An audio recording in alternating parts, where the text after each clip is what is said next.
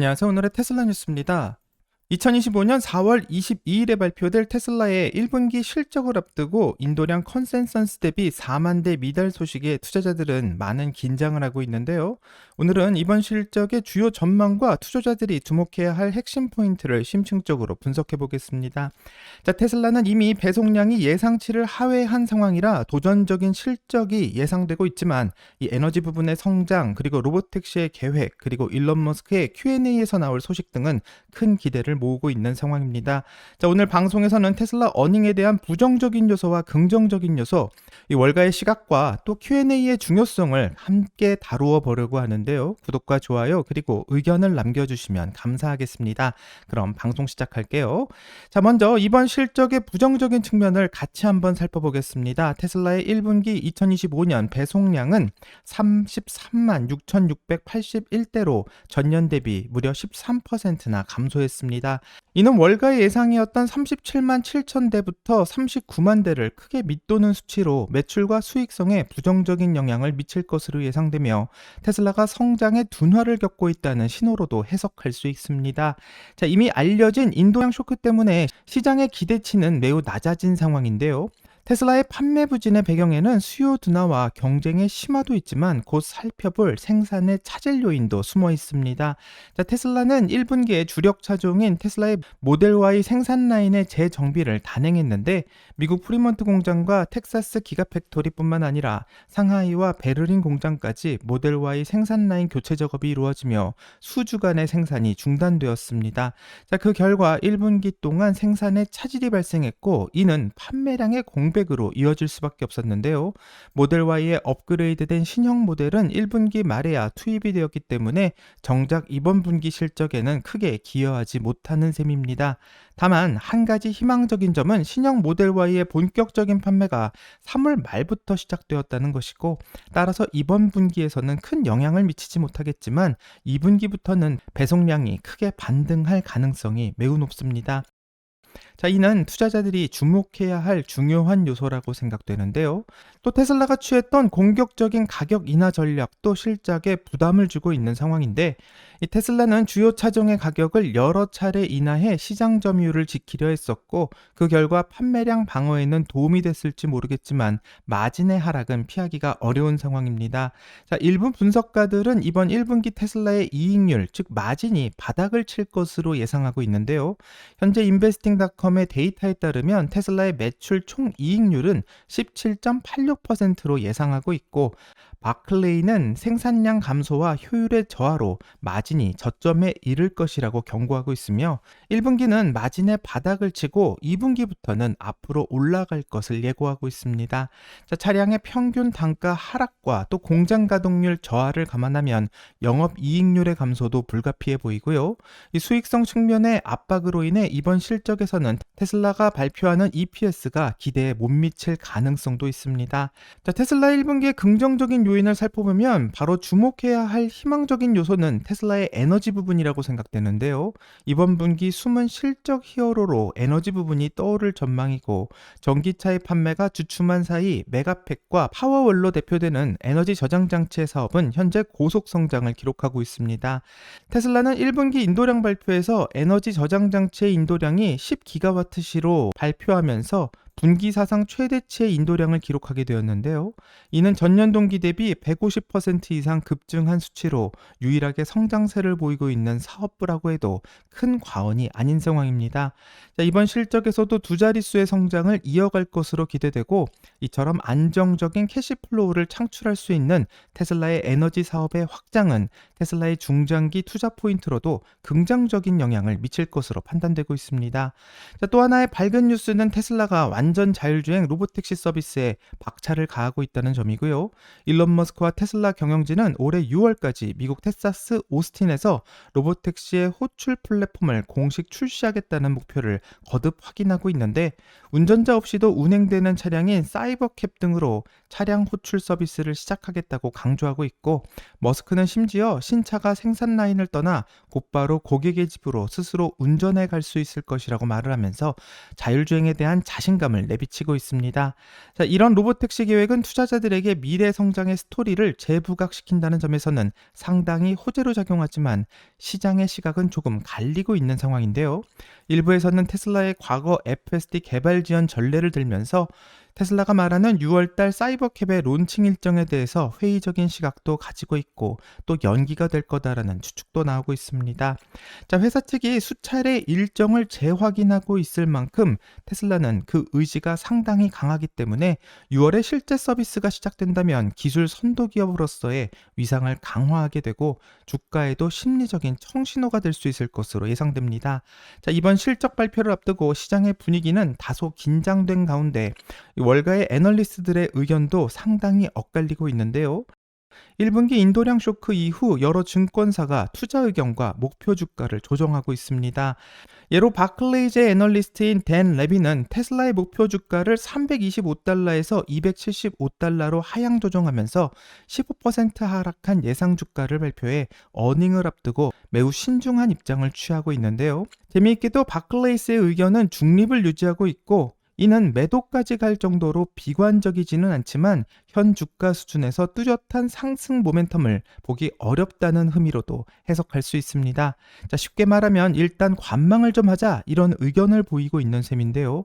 이 바클레이스의 댄 레비는 이번 1분기 상황을 두고 테슬라의 펀더멘털은 약하지만 만약 일론 머스크가 경영에 더 집중하고 FSD 이벤트 등의 내러티브를 개선하게 된다면 주가 반응이 긍정적일 수 있다라는 다소 복합적인 견해를 내놓고 있습니다. 그만큼 현재 테슬라를 둘러싸고 있는 상황이 매우 혼재된 환경이라는 분석이고요.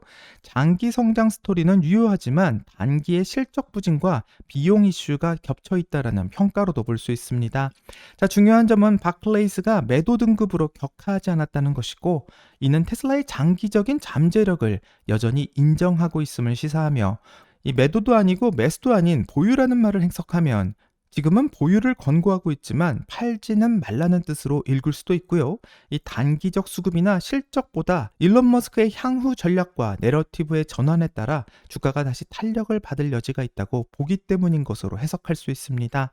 자, 바클레이스 외에도 여러 곳에서 목표 주가를 줄줄이 낮추고 있었는데 이 트러이스트 증권은 목표가를 373달러에서 280달러로 크게 낮추고 같은 홀드 의견을 유지했고 이 골드만삭스도 목표가를 320달러에서 275달러로 하향 조정했으며 예상 대비 4만 대나 부족한 인도량 때문에 수익의 전망치도 크게 내려갔다라는 설명을 덧붙이고 있습니다. 자, 그럼에도 이들 역시 투자 의견을 매도로 내리지 않았다라는 점이 매우 흥미로운 것 같은데요. 이 요약하면 월가의 테슬라 전망은 단기적으로는 신중론이 우세인 상황이고 목표 주가 하향이 잇따르고 있지만 대부분 중립 또는 매수의 의견 속에서 조정이 되고 있을 뿐 누구 하나 쉽게 테슬라를 포기하지 않고 있는 모습을 볼 수 있습니다. 자, 이는 테슬라가 독보적인 기술과 장기적인 성장성에 대한 믿음이 여전히 남아있음을 의미합니다. 자, 이번 실적 발표에서 가장 중요한 부분은 일론 머스크의 Q&A 세션이 될 것 같은데요. 이 투자자들이 Say 테크놀로지를 통해 가장 많이 투표한 두 가지 질문은 테슬라의 미래 전략과 직결된 핵심 주제들입니다. 자, 현재 가장 높은 투표를 받은 주제는 테슬라가 올해 더 저렴한 모델을 출시할 계획인지 아니면 사이버 트럭의 후륜 구동 모델처럼 조금 단순화된 버전으로 가격을 저렴하게 만드는 접근을 할 것인가? 이 질문이 가장 높은 표를 받고 있고요. 둘째로는 FSD 비감독 기능이 개인 소유 차량에서 언제쯤 사용이 가능할 것인가? 이 질문들이 테슬라의 시장 확대와 자율주행 기술의 상용화에 대한 투자자들의 높은 관심을 보여주고 있습니다. 자, 저가 모델과 관련해서는 테슬라는 2025년 상반기에 모델 2 또는 모델 Q라고 불리는 컴팩트 전기차를 출시할 계획을 재확인하고 있는데 이 차량은 약 25,000달러 수준의 가격으로 테슬라의 첫 3만 달러 미만 모델이 될 가능성이 높아 보이며 이는 기존 모델들보다 훨씬 저렴하기 때문에 대중시장의 공략에 핵심적인 역할을 할 것으로 기대하고 있습니다. 자, 일론 머스크는 2025년 저가 자동차의 공개 때문에 테슬라에게 있어 2025년은 가장 중요한 해가 될 것이라고 말한 적이 있고요.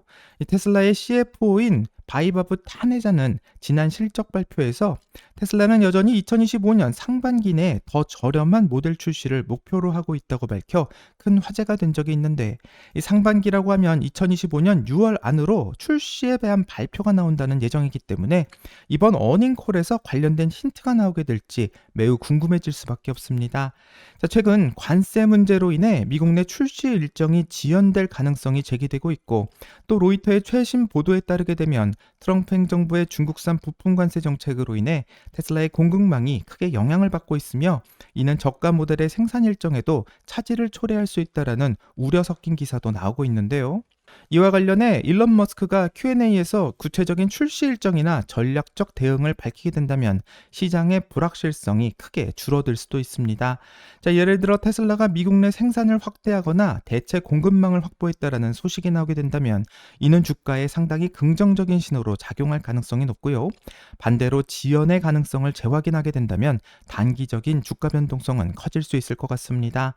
자, 또한 투자자들은 테슬라의 저가 모델을 위해 어떤 접근을 취할지 그 결정에 주목하고 있는데, 일부는 사이버 트럭의 후륜 구동 모델처럼 기능을 좀 단순화해서 비용을 절감하는 전략을 예상하기도 하고, 또 다른 이들은 완전히 새로운 플랫폼을 기반으로 한 혁신적인 모델을 기대하고 있기 때문에 일론 머스크의 답변이 테슬라의 비용 절감 전략과 시장의 포지셔닝을 상당히 명확히 보여줄 매우 중요한 순간이 될 것 같습니다. 자, 또한 비감독 FSD는 테슬라의 자율주행 기술에서 가장 중요한 이정표가 될 것 같은데요. 테슬라는 2025년 6월 오스틴에서 유료 라이드 헤일링 서비스로 FSD 비감독을 출시할 계획을 가지고 있고, 이는 상업용 로보택시 서비스의 시작을 의미하고 있습니다. 자, 내부 테스트에서는 이미 5만 마일 이상의 무인 주행을 기록했다고 하고, 이 테슬라는 프리먼트 공장과 텍사스 공장에서 차량이 저속으로 스스로 이동하고 있는 비감독 자율주행 운전을 구현한 바도 있습니다. 자, 투자자들이 특히 궁금해하고 있는 것은 이 기술이 개인 소유 차량에 언제쯤 사용이 가능해질지인데요. 일론 머스크는 지난 10월 로보택시 공개 행사에서 모델 3와 모델 Y는 2025년에 비감독 FSD를 지원할 것이며, 이후 모델 S와 모델 X, 사이버 트럭까지 확장될 것이라고 밝힌 바 있습니다. 자, 하지만 이는 규제 승인에 크게 의존할 수도 있고, 특히 캘리포니아와 텍사스에서 허가 여부가 관건이 될 것 같은데요. 테슬라는 현재 캘리포니아에서는 운전자를 포함한 테스트 허가만 보유하고 있고, 무인 테스트나 배포 허가는 아직 신청을 하지 않은 상태로 알려져 있습니다. 또 Q&A에서 일론 머스크가 구체적인 타임라인과 기술적의 진전 또는 이 규제 당국과의 협력 상황을 공개하게 된다면 이는 이 테슬라 주가에 강력한 호재로 작용할 가능성이 높습니다.